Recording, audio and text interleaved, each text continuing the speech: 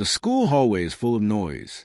Children run with bags, bells ring, teachers call names.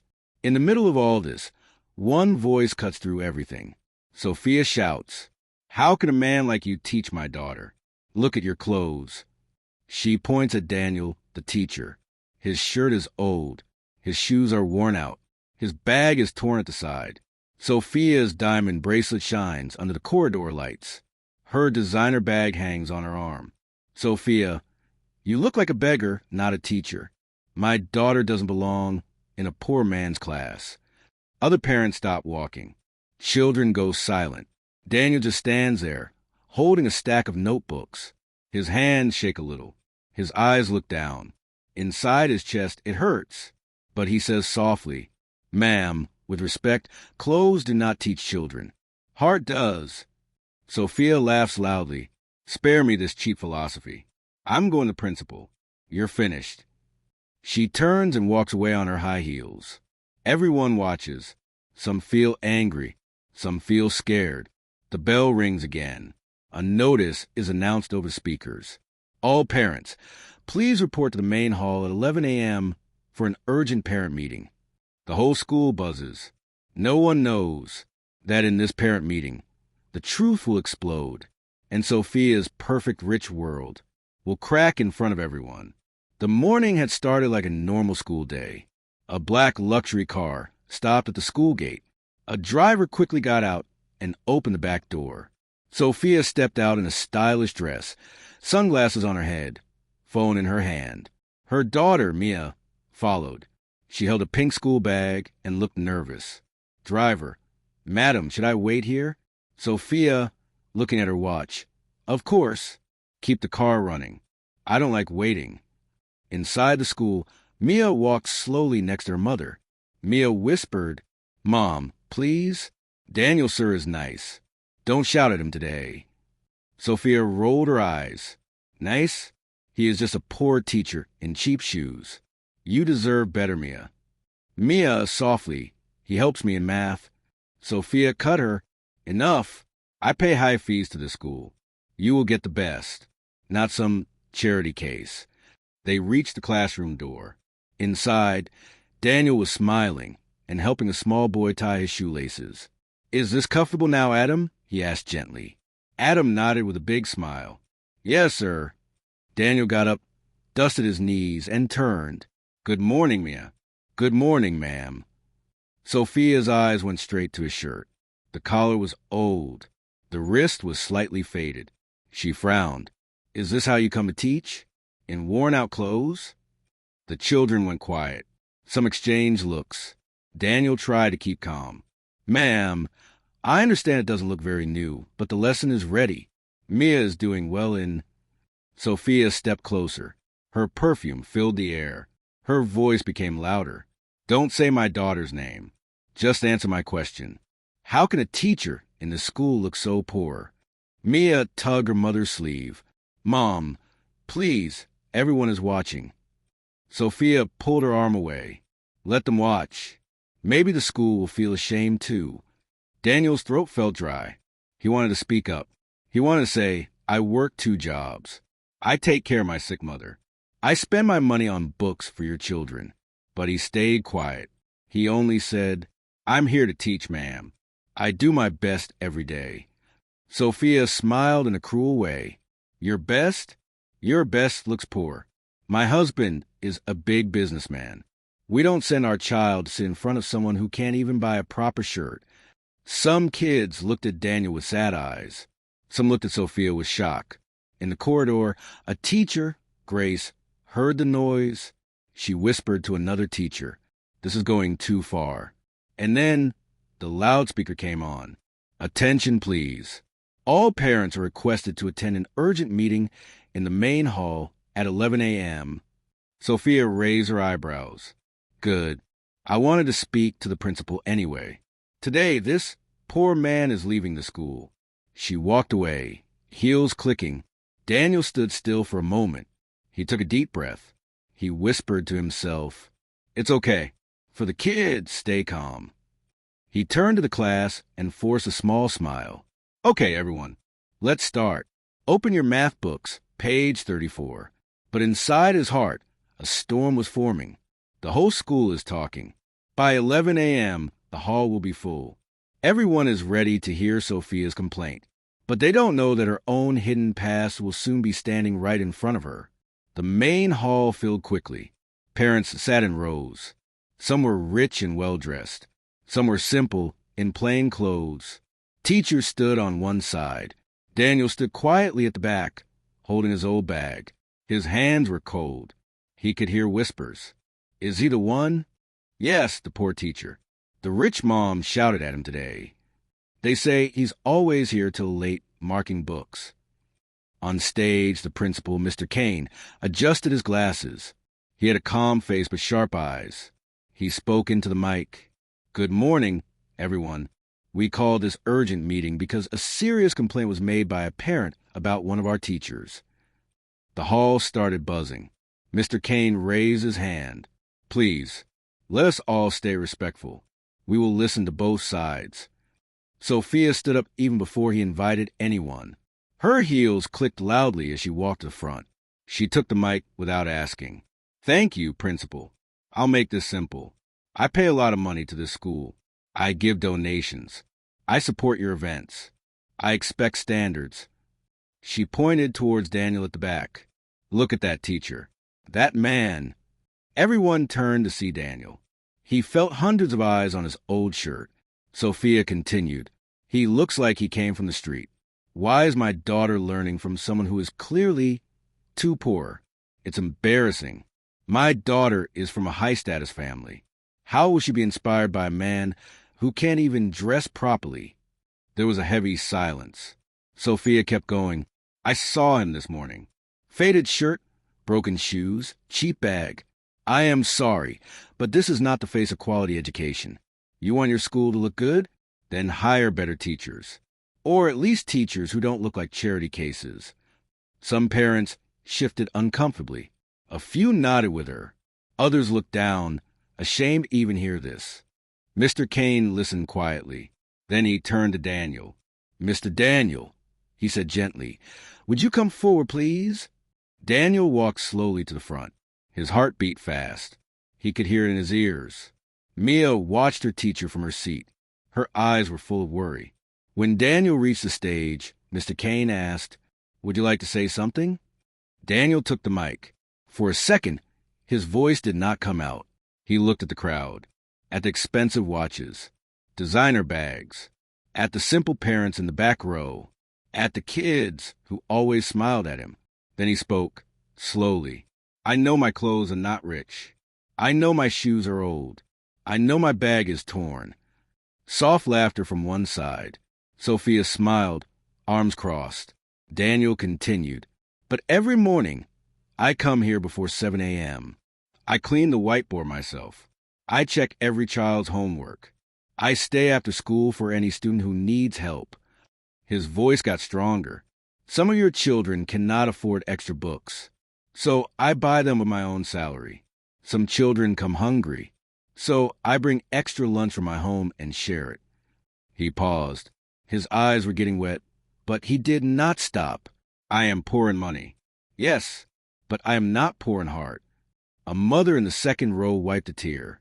A father nodded silently. Daniel looked at Sophia.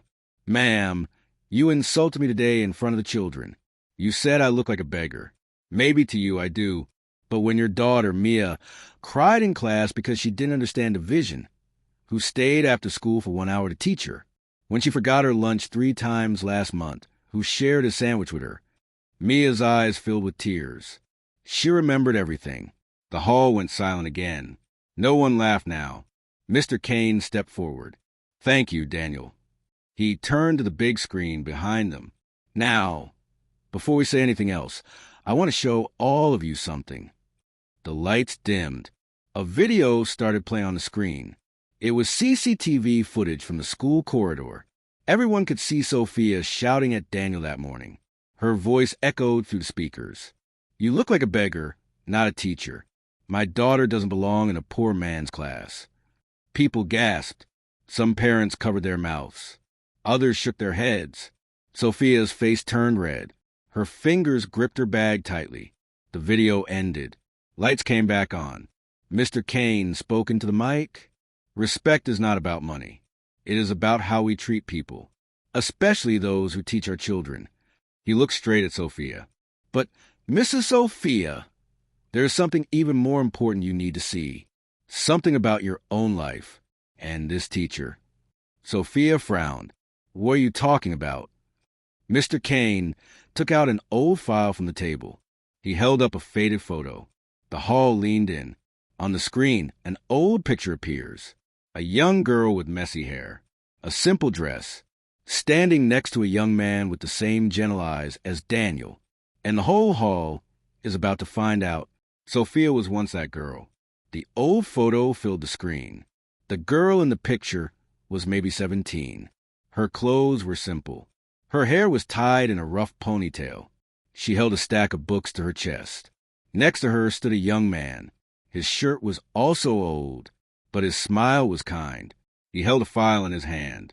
Mr. Kane spoke. Many years ago, our school ran an evening program for poor students. We had a young volunteer teacher here. His name was Daniel. Gasps in the hall. All eyes turned to Daniel. He looked surprised, too. Mr. Kane continued. This girl in the photo, she came from a very poor family. Her father was a driver. Her mother worked as a maid. She wanted to study business, but her family could not pay the fees. He pointed at the girl in the picture. This girl is you, Mrs. Sophia. The hall exploded in whispers. Sophia's eyes went wide. No, that's not. Mia stared at the screen, then at her mother. Mom, is that really you? Sophia's lips trembled. She looked like someone had pulled the ground from under her feet. Mr. Kane opened the old file. He showed some papers. These are your admission forms, Mrs. Sophia, signed by you.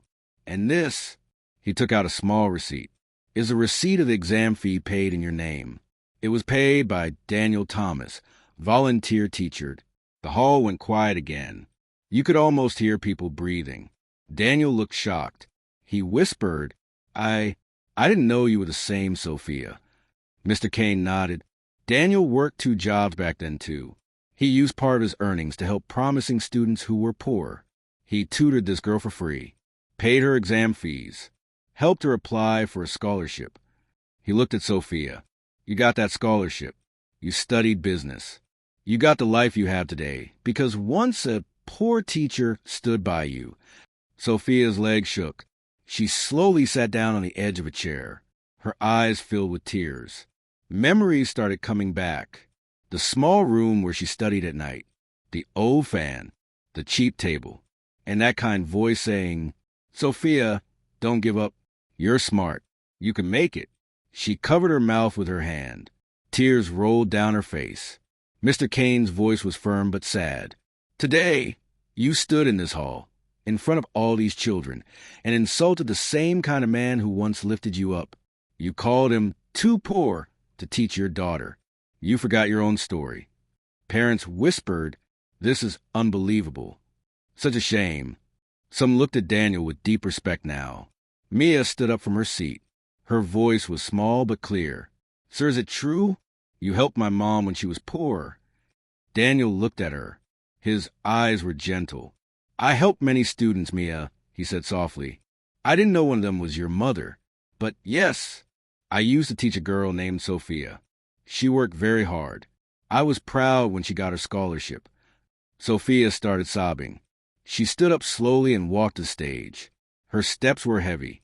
Her mascara was running down her cheeks. She took the mic with shaking hands.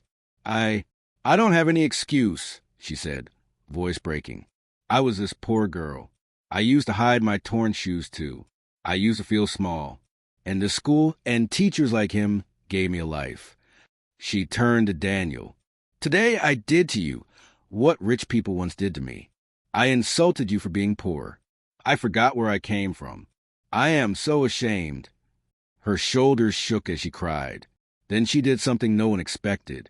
She turned to the parents and said, I'm sorry to all of you, and especially to your children. I showed them the wrong example. That money makes you better. But it doesn't. It just made me arrogant. She looked at Mia. tears streaming down. Mia, I am so sorry. I don't want you to become like this. Don't learn this from me. Mia ran to the stage and hugged her mother. She cried too. Mom, I don't care if a teacher is rich or poor. I just want a kind teacher, like Daniel, sir. The hall was full of emotion. Some parents wiped their eyes. Even Mr. Kane's voice was softer now. But Mr. Kane said, actions have consequences. He turned to Sophia. Mrs. Sophia, because of your behavior, you will not be allowed to join any more parent committees. And this school will not accept any donations from you anymore. We don't want money that comes with humiliation. Sophia nodded. She didn't argue. She didn't shout. This is fair, she whispered. Then Mr. Kane looked at Daniel. And now, I have an announcement about Mr. Daniel. Daniel blinked, confused. About me? Mr. Kane smiled. Last month, an International Education Foundation visited our school. They watched your classes secretly. They saw how you stayed after school for the weak students. They saw how you bought books for the poor kids. They were very impressed. He held up a document. They have chosen you, Mr. Daniel, as Teacher of the Year. They're offering you a special award, a salary increase, and a grant to improve your classroom. You will get new books, new tools, and training abroad if you wish. The hall burst into applause. Parents stood up. Children clapped loudly. Daniel was stunned. His eyes filled with tears. For once, he did not hide them. He whispered, Thank you so much. Mia hugged him too. Congratulations, sir. Even Sophia stepped closer. She joined her hands in front of him. Daniel, I don't deserve your forgiveness, she said, but I am begging you as a mother, please don't hate my daughter because of me. Daniel shook his head. Mia is a good child. I would never hate her. He paused, then added softly, and about you, I don't hate you either. I just hope you remember how it felt to be on the other side. Sophia nodded, crying again. I will. I promise. I will never insult anyone for being poor again. The meeting ended, but the lesson stayed in everyone's heart. As parents walked out, some looked at the cleaners, the guards, the drivers with new eyes. A few even stopped to say, Thank you for your hard work. Outside, Sophia looked at Daniel one last time. He was talking kindly to a janitor, helping him carry a box of books. Money could buy clothes, but it could not buy that kind of heart. Sometimes, the people we insult for being too poor are the same people who once held our hand when we had nothing. Never forget where you came from, and never measure a person's worth by their clothes or their bank account, because one day, in front of everyone, the truth will stand up, and karma will speak louder than money. If you were in Daniel's place, what would you do? Have you ever seen someone look down on others just because they are poor? Thinking.